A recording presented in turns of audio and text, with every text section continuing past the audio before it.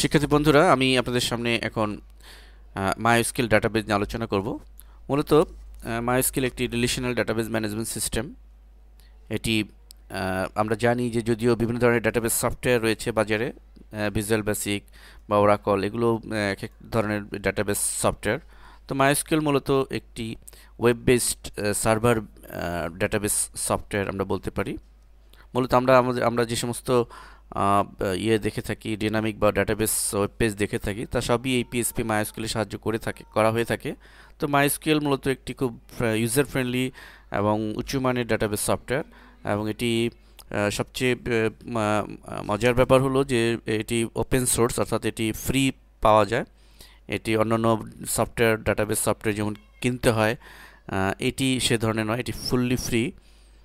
এবং পিএসপিও যেমন ফ্রি, এই সাথে মাইএসকিউএলও ফ্রি সফটওয়্যার, ডাটাবেস সফটওয়্যার। এই জন্যই মূলত পিএসপির সাথে মাইএসকিউএলকে একটা প্যাকেজ হিসেবে গণ্য করা হয়, যা দিয়ে ডিনামিক বা ডাটাবেস ওয়েব পেজ খুব সহজেই করা সম্ভব। তা আসুন আমরা মাইএসকিউএল ডাটাবেজ নিয়ে এই অধ্যায়ে আলোচনা করব যে কীভাবে মাইএসকিউএল ডাটাবেজে আমরা কানেক্ট হব, কীভাবে ডাটাবেস ক্রিয়েট করব এবং আমরা এই ডাটা মেনটেন্স করব, ডাটাবেজের সাথে পিএসপির কানেক্ট করে কিভাবে আমরা বিভিন্ন প্রজেক্ট তৈরি করব বা ডিনামিক ওয়েবসাইট তৈরি করব, এসব বিষয়ে আমরা পর্যায়ক্রমে আপনাদের দেখাবো। তো আমরা মাইএসকিউএল ফ্রন্ট প্রথমে আমরা দেখাচ্ছি, সেটা হচ্ছে মাইএসকিউএল ফ্রন্ট। এই সফটওয়্যারটি যদি আমরা ইনস্টল করি তো আমরা রান করালে এই ধরনের একটি ইন্টারফেস পাবো, কিন্তু অ্যাকচুয়ালি আমরা মূলত কাজ করব এক্সাম্পে। পূর্বেই আলোচনা করেছি যে এক্সাম্পে কাজ করলে যেহেতু আমরা পুরো একটা প্যাকেজ পাবো, তো এক্সাম্পের মাধ্যমে সমস্ত কাজ করব। কিন্তু ম্যানুয়ালি যারা কাজ করতে চান তাদের জন্য আমি একটু দেখাচ্ছি।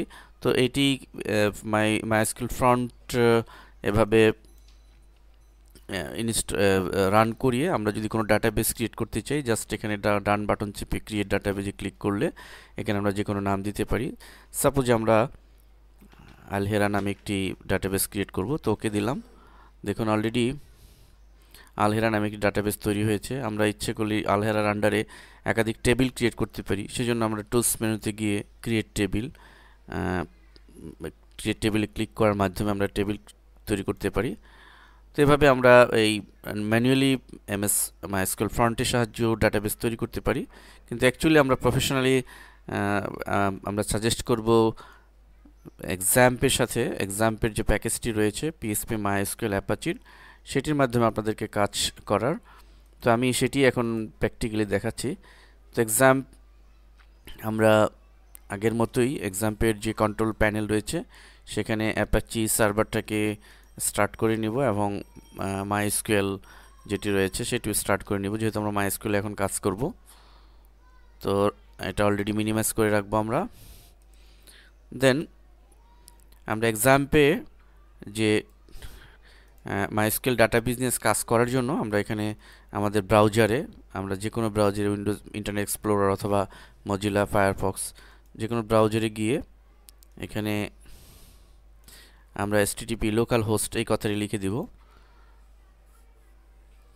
তো এই কথাটি লিখে দিলে আমাদের লোকাল হোস্ট থেকে এক্সামটি রান হবে, এক্সাম প্যাকেজটি রান হবে।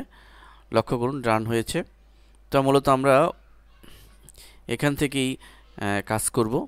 তো এখানে আমাদের দেখুন যে টুলসের নিচে রয়েছে পিএসপি মাই অ্যাডমিন, এই অপশনটিতে আমরা ক্লিক করব।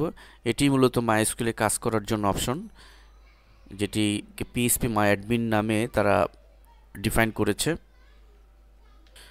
লক্ষ্য করুন এখানে আমরা একটি ইন্টারফেস পেলাম যেখানে রয়েছে ক্রিয়েট নিউ ডাটাবেস। তো আমরা এখানে আমরা যে ডাটাবেসটি ক্রিয়েট করতে চাই সেই নাম দিতে হবে সেই ডাটাবেজের। সাপোজ আমি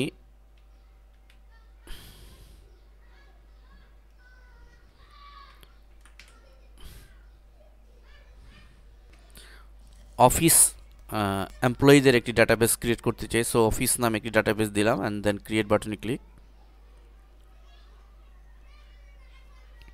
অলরেডি ক্রিয়েট হয়েছে, ক্রিয়েট ডাটাবেস অফিস। এখন এই অফিসের আন্ডারে আমরা লেফটে যদি খেয়াল করি যে এখানে অফিস নামে একটি ডাটাবেস ক্রিয়েট হয়েছে, নো টেবিলস ফাউন্ড, মানে কোনো টেবিল এখন তৈরি করিনি। তা আমরা এই অফিসের আন্ডারে এখন একাধিক টেবিল তৈরি করতে পারি। তো যেহেতু অফিস এমপ্লয়ীদের একটি ডেটাবেজ আমরা ক্রিয়েট করতে চাই, সো আমরা এখানে এমপ্লয়ি নামে একটি টেবিল তৈরি করতে পারি। আমরা এমপ্লয়ি নামে একটি টেবিল তৈরি করছি।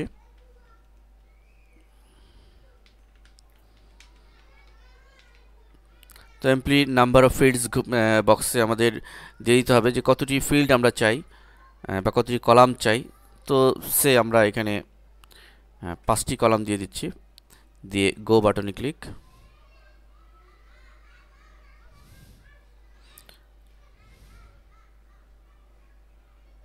লক্ষ্য করুন আমাদের টেবিল তৈরির জন্য, টেবিলকে ডিজাইন করার জন্য যে ইন্টারফেসটা এসছে, এখানে আমাদের টেবিল ডিজাইন করতে হবে।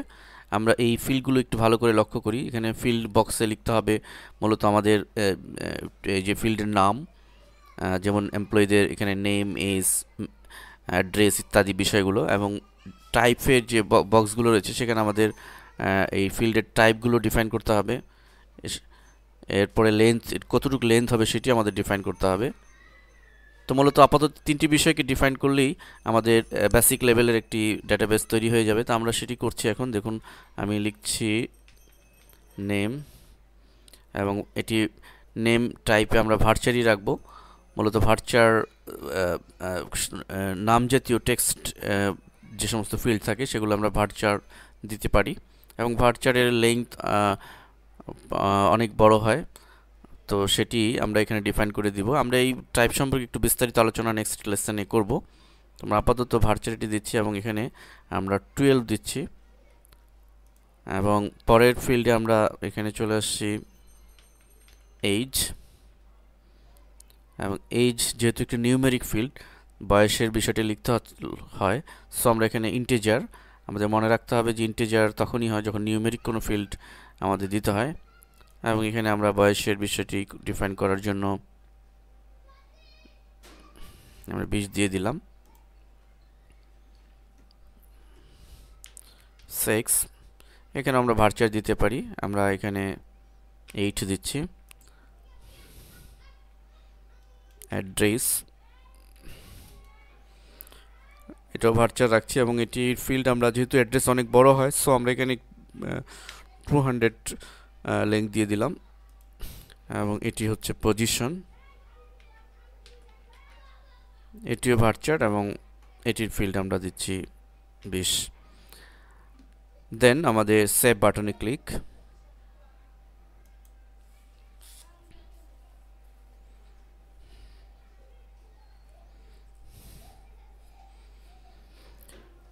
Table employee has been created. লক্ষ্য করুন এখানে একটি টেবিল তৈরি হয়ে গিয়েছে আমাদের অফিস নামের ডাটাবেজের আন্ডারে। আমরা লেফটে লক্ষ্য করলেই বুঝতে পারবো যে অফিসের আন্ডারে এমপ্লয়ি নামে একটি ডাটাবেস তৈরি হয়েছে। এবং এক্সাম্পের মূলত দেখুন আমরা একটু আগে দেখিয়েছি যে মাইস্কেল ফ্রন্টে কাজ করা, এই জন্যই দেখিয়েছি যেন ডিফারেন্সটা আপনারা বুঝতে পারেন। এক্সাম্পে কাজ করার অনেক অনেক অনেক সুবিধা রয়েছে এখানে, ফুললি ইউজার ফ্রেন্ডলি, একটা গ্ল্যান্সে সব ডাটাবেজের ডিজাইন সব কিছু দেখা যায়, মডিফাই করাও সহজ, এবং এটি একটা কমপ্লিট প্যাকেজ পিএইচপি মাইস্কেলের জন্য। সো আমরা এই এক্সামকে ইউজ করব। এক্সাম এই সফটওয়্যারটি আমরা সোর্স ফোল্ডারে সিডি সোর্স ফোল্ডারে দিয়েছি, যা ইনস্টল করে আপনারা কাজ করতে পারবেন। তো আমরা দেখলাম যে কিভাবে